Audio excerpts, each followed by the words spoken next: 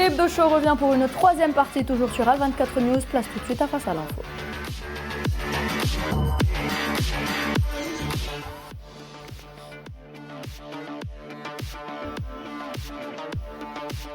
Et dans Face à l'info, on s'intéresse ce soir à l'ingérence des médias français dans la justice algérienne. Vous êtes certainement tous tombés sur ces unes de journaux, encore ces émissions télé qui s'attaquent au système judiciaire algérien. Et Abdelkader Soufi est notre invité ce soir pour en parler. Bonsoir. Bonsoir. Ravi de vous accueillir ce soir sur le plateau des Hebdo Show. Merci beaucoup de m'inviter. Merci encore. Je rappelle que vous êtes professeur en sciences politiques et en relations internationales. Ouais. Tout d'abord, première question pour vous, monsieur Abdelkader Soufi. Comment expliquez-vous cet acharnement des médias français vis-à-vis des institutions algériennes en général et plus particulièrement de notre justice ? Écoutez, déjà les médias français, comme vous le dites, c'est bien, on ne peut pas les séparer de l'État français lui-même ou, on va dire, des systèmes décisionnels aujourd'hui en France, parce que je considère que la France est prise en otage par des lobbies et des cercles hostiles à l'Algérie, et par conséquent, donc, les médias de Bolloré font le boulot. Ainsi, je pense que, en parlant des médias français, vous savez vont aussi que ces médias-là, ou plutôt ces cercles n'ont jamais gobé le fait de l'émergence de l'Algérie, mais aussi la disparition de la France, de la scène africaine. Et cette disparition, donc, automatiquement, se voit comme étant une gifle, ou plutôt un revers qui a été mal géré et mal digéré. Ainsi, quand on parle de cette ingérence des médias français, et ce n'est pas la première fois, c'est parce que aussi nous avons le double standard, car la France elle-même n'accepte pas qu'il y ait de l'ingérence dans la justice française, et nous le savons, car il y a beaucoup... Exactement, oui. Hein ? Exactement. Voilà. Donc, nous avons vu comment que la France s'est comportée vis-à-vis de certains médias autres que français, qui ont géré l'information d'une façon... Justement, on parle aujourd'hui de une liberté de la presse à géométrie variable, comme on le dit souvent. Muselé. Exactement. Mais au fait, il n'y a pas de liberté de presse en France. C'est cette image qu'on nous véhicule, qu'on nous vend. Mais en réalité, ça obéit à des lignes éditoriales qui appartiennent à des lobbies et qui sont dictées. Et vous avez vu qu'à chaque fois qu'il y avait des opposants en France, comment ils ont été malmenés, et aussi des gens qui ont dit les vérités en face, ils ont été éjectés, tout simplement. Donc, est-ce qu'il y a réellement une liberté d'expression en France ? Je pense que voilà. On est loin de cette liberté d'expression, Badis. Liberté d'expression, liberté aussi de la presse, puisque aujourd'hui, qu'est-ce qui est reproché à l'Algérie ?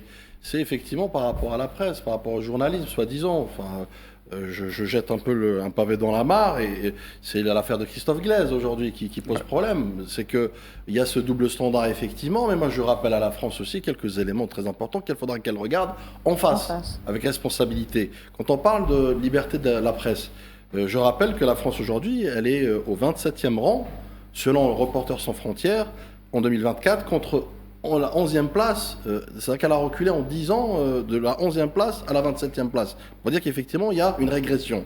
J'irai plus loin encore. 119 journalistes aujourd'hui déclarent avoir pression, avoir des intimidations, des entraves ou procédures abusives de la part justement de l'État français, de la part des médias qui sont détenus par des milliardaires, ou des milliardaires privés qui gèrent l'information publique. Et puis j'irai encore plus loin, 65% des journalistes déclarent aujourd'hui pratiquer de l'autocensure sur certains acteurs, notamment les politiques, notamment les acteurs privés, les secteurs sensibles et autres. Donc ça, c'est encore une fois, c'est Reporters sans frontières qui le dit dans son rapport de 2023-2024. J'irai encore plus loin, il y a des multiplications de gardes. Encore une fois, je parle de liberté de la presse, entre parenthèses, mesdames, messieurs, donc en France, celle qui donne des leçons de morale à l'Algérie. Multiplication des gardes à vue et interpellation des journalistes, mesdames et messieurs, des journalistes, plus 27% depuis 2020. Encore une fois, Reporters sans frontières, le rapport qui le dit. Donc, bien sûr, sous l'égide de la sécurité globale, la cohésion et autres. On a aussi 60% de la presse aujourd'hui privée et contrôlée par quoi? Par 7 milliardaires. Ça, c'est la source Observatoire des médias 2024. Donc, la liste est longue. Il y a aussi les conflits d'intérêts. On a parlé tout à l'heure, effectivement, des Émirats et de son ingérence. Conflits d'intérêts non questionnés en France. Figurez-vous que 42% des journalistes français déclarent avoir accepté un voyage ou un avantage étranger.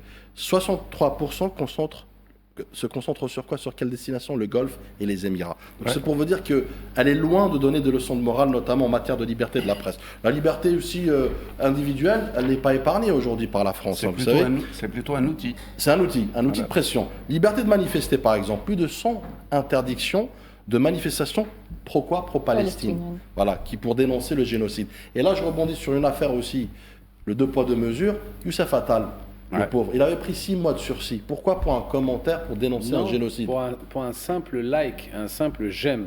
Même pas un commentaire, il a juste... C'est encore pire. C'est encore pire. Sauf que... 6 mois de prison avec sursis alors qu'il était au club de l'OGC Nice et international algérien. Voilà, c'est important de le dire. Tu fais bien de le rappeler, effectivement. Donc je prends l'affaire de Youssef Attal et on a quelqu'un de l'autre côté qui a écopé de 5 ans de prison mais qui a été traduite en quoi? Traduite en bracelet électronique. C'est ça la puissance contre la justice, soi-disant, qui donne des leçons de morale.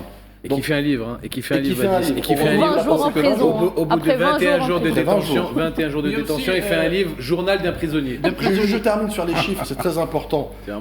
Donc je disais, et puis aussi le taux d'utilisation de LBD, vous savez, les armes que détiennent les CRS, qui se donnent à cœur joie justement d'ailleurs d'éborgner les citoyens français qui viennent justement pour réclamer d'ailleurs leurs droits. Comme quoi. Et puis vous avez aussi des arbitrages administratifs et des dissolutions abusives. Plus de 20 dissolutions administratives d'associations entre 2022 et 2024. C'est pour dire qu'effectivement, les associations, c'est selon votre leitmotiv et selon votre feuille de route et votre projet.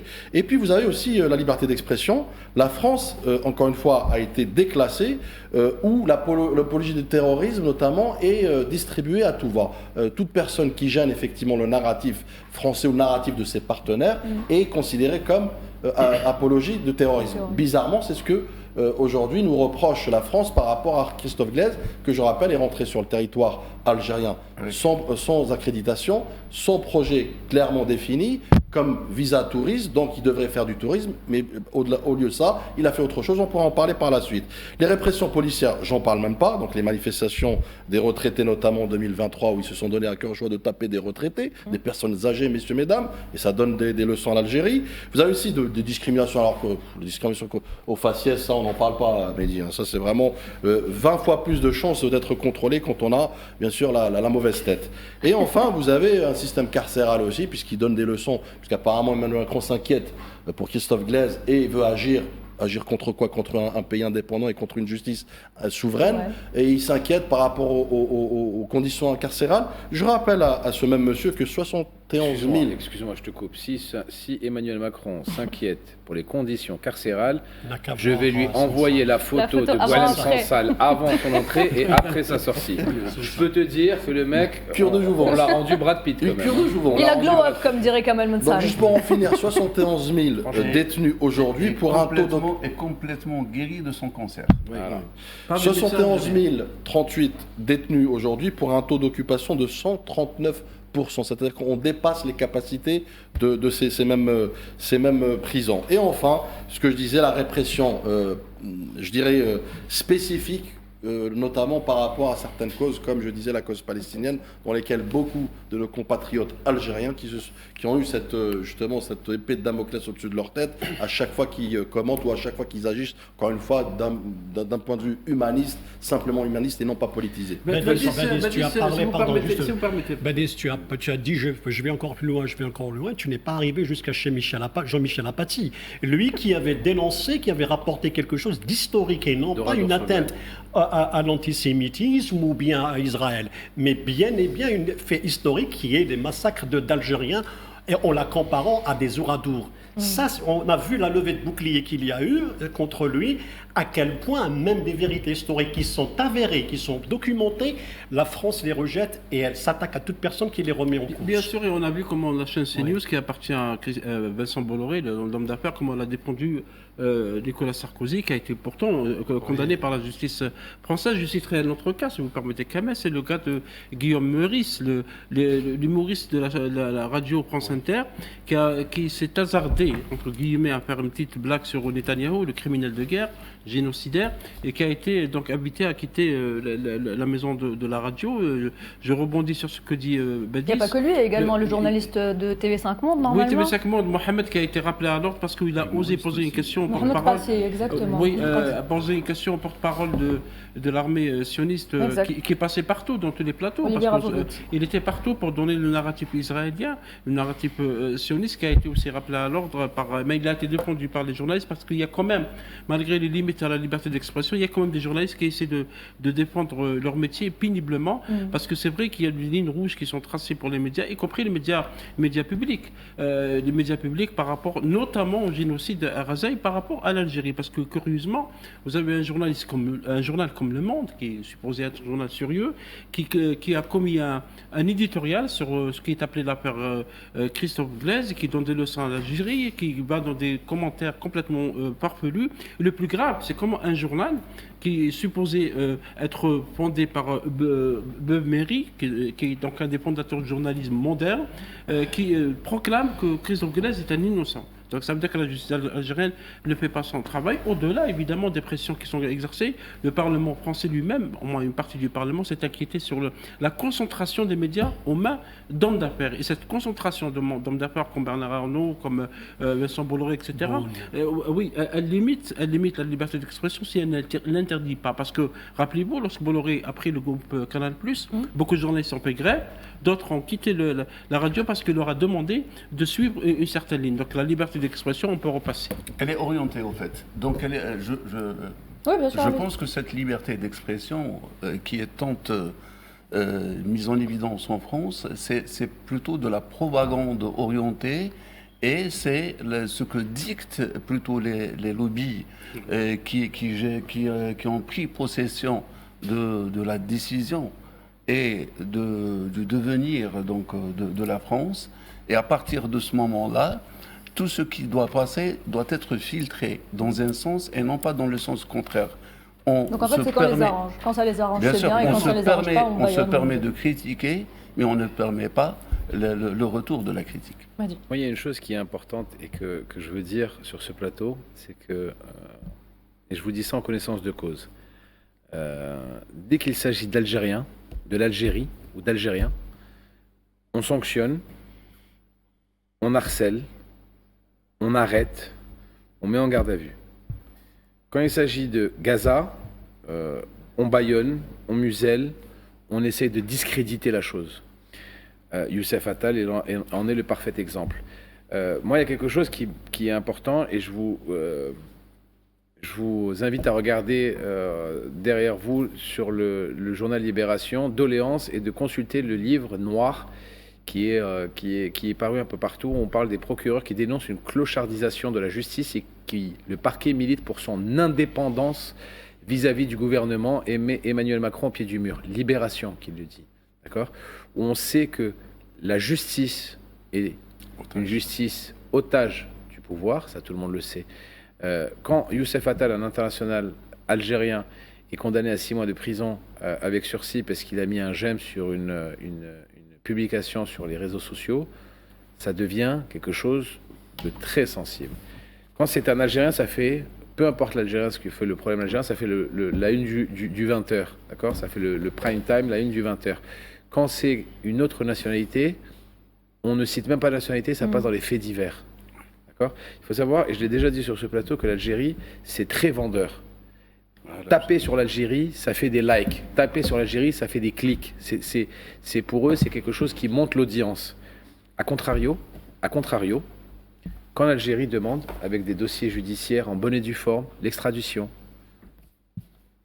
par exemple d'un ancien ministre de l'Industrie qui a pillé les richesses de l'Algérie, en l'occurrence le voleur Abdeslam Bouchouareb, pour justement qu'il soit remis à son pays d'origine, ancien ministre de la République algérienne. Un criminel financier. Un criminel financier où c'est des faits, qui a pillé les richesses de l'Algérie, qui a détruit l'industrie algérienne, qui a pillé même des grands groupes français en Algérie en demandant des commissions pour des projets, et qui est sur la Côte d'Azur en train de se prélasser avec l'argent du Trésor public algérien. Là, lettre morte, pas de réponse, des dossiers qui durent 2, 3, 4 ans, d'appel en appel, de commission en commission, de jugement en jugement, et toujours contre l'Algérie. Quand on demande contre des terroristes qui sont considérés des groupements terroristes, d'accord, en France, avoir leur extradition, on dit non, c'est la liberté, c'est les droits de l'homme et la liberté d'expression. Moi, maintenant, je vais vous faire un cas de figure. Je m'appelle Mehdi, je vais en France, et la justice française trouve sur mon téléphone Mehdi qui parle avec des réseaux terroristes, Al-Qaïda ou quoi que ce soit. Qu'est-ce qui m'arrive? Qu'est-ce qu'il arrive à Mehdi? Mehdi sera automatiquement mis en prison en France. Sera automatiquement, peut-être même expulsé de France. Pourquoi? Parce que la France a décidé que telle ou telle organisation terroriste était terroriste. Mais quand c'est l'Algérie qui dit que telle organisation est terroriste, ce n'est pas valable. Il faut que l'Algérie demande quelque chose de plus. Non, c'est pas normal. C'est ça la justice à deux vitesses. C'est ça le deux poids, deux mesures. C'est ça la justice à géométrie variable. Et c'est ce que les gens n'arrivent pas à comprendre. C'est que leur avis est peut-être pour eux, dans leur subconscient, plus important que l'ancien pays colonisé. Non, non, l'Algérie est indépendante, l'Algérie est unie et indivisible, l'Algérie défendra sa souveraineté, peu importe contre qui. Maintenant, qu'ils le comprennent ou qu'ils ne les comprennent pas, c'est leur problème. Pour finir, et je vais en arrêter là, ce qui me paraît moi aussi dérangeant, c'est la mainmise sur les médias, comme on l'a si bien dit sur ce plateau, en l'occurrence du groupe Bolloré, qui a une idéologie raciste pour massacrer tout ce qui est côté déjà algérien et musulman. Alors si vous avez vous faites le jackpot algérien-musulman, vous êtes fini, d'accord? Vous passez du matin au soir. Il y a aussi quelque chose où j'invite les gens à aller voir, c'est sur lina.data.fr. Vous mettez, c'est un moteur de recherche, c'est des chaînes où toutes les chaînes françaises sont répertoriées. Et vous mettez des mots-clés. Et vous mettez sur l'année 2024 et sur l'année 2025 combien le mot Algérie a été prononcé sur les chaînes d'infos en continu et sur toutes les chaînes françaises. Et combien de fois le mot algérien ou algérien a été prononcé sur toutes les chaînes de la télévision publique. Vous allez être choqués que CNews a prononcé le mot Algérie plus de 13 000 fois en un an. Le mot Algérie en 365 jours a été prononcé plus de 13 000 fois en un an sur CNews. C'est juste incroyable. Voilà. Donc c'est une doctrine qui est faite pour dégrader tout ce qui vient de l'Algérie. Et vous avez justement évoqué, Mehdi, cette demande d'extradition de dirigeants d'un certain groupe. Pour ne pas le citer, ce sera donc le MAC, Mouvement de l'autodétermination de la Kabylie. On rappelle qu'ils sont. Il n'y a pas que. Voilà, mais bon, on en arrive justement à parler du MAC ce soir. Et donc du MAC que la France soutient et que la France identifie comme étant une association innocente, messieurs. Le MAC, l'Algérie, il y a un mandat d'arrêt international qui a été lancé contre le MAC parce que vous savez que cette organisation est classée depuis mai 2021 comme organisation terroriste. Et donc si vous consultez le décret qui a été publié à l'époque, vous trouvez les noms et prénoms de ces personnes qui sont poursuivies par l'Algérie. L'Algérie a pris des mandats d'arrêt. Il y a le plus curieux, c'est qu'il y a un accord de partenariat de coopération judiciaire, d'entraide judiciaire, qui permet des extraditions dans ce cas précis. Et malgré ça, il n'y a pas eu de réponse de la partie française parce que la partie française soutient, vous l'avez dit, Nouhat, ce groupe terroriste qui menace l'Algérie, qui prétend vouloir avoir une république sur le territoire algérien alors que la Kabylie est une région intégrante de l'Algérie. Excuse-moi Faisal, avec tout le respect que j'ai pour toi, Faisal, c'est pas le MAC qui va menacer l'Algérie. Évidemment. Je suis désolé de te reprendre, Faisal, tu es quelqu'un que j'apprécie énormément et tu es mon ami, mais ce résidu de parti ne peut pas menacer la grande Algérie, excuse-moi. C'est du folklore, c'est de la pitrerie, c'est clownex. Ça ne peut pas menacer l'Algérie. Évidemment, ils sont quelques individus déjà dévisés, comme on l'a vu dans l'excellent reportage diffusé par le NTB et par Albert 4 News. On avait des confessions, des témoignages très très précis par rapport à ce groupuscule qui reçoit beaucoup d'argent du Maroc. Et c'est eux-mêmes qui le disent, parce que celui qui le dit, c'est le neveu de Farhat Mehni. Oui, Farhat Mehni est l'antisioniste parce que Farhat Mehni visite régulièrement l'antisioniste. Il intervient même dans les médias pour dire n'importe quoi. Et c'est pour ça que le rôle de la France dans cette affaire est très important parce que ça entre dans cette immense stratégie anti-algérienne, parce que la stratégie contre l'Algérie n'est pas uniquement les médias ou le rôle des médias, parce qu'il y a une diplomatie parallèle qui est actionnée, parce qu'il y a des réseaux qui sont actionnés, parce qu'il y a beaucoup d'éléments qu'on veut attenter, comme disait Mahdi, il a raison, on veut attenter à la grande Algérie. L'Algérie est beaucoup plus grande que ce genre de manœuvres de bas étage. Abdelkader Choufi, le MAC aujourd'hui est utilisé comme un outil des agendas hostiles à l'Algérie. Écoutez, je rejoins tout à fait ce que disait M. Mahdi, voilà. Au fait, regarde, il y a des lobbies, il y a des cercles qui sont hostiles à l'Algérie et qui usent de tous les moyens pour déstabiliser l'Algérie. Maintenant, le MAC, c'est une trouvaille et il est financé donc par ces lobbies, par ces cercles, quand vous savez que chacun des cadres du MAC touchait l'équivalent de 250 000 euros par mois. Là, on est devant la tentation, l'exure, et tout cela fait que l'être humain cède. Donc, quand vous regardez les membres du MAC, ce sont des gens qui se sont isolés d'abord, et devant la tentation de l'argent, devant le besoin. C'est de la cupidité. Voilà. La cupidité, elle vient parce que, au fait, quand vous n'avez plus de repères et que vous cédez à tout, ça marche.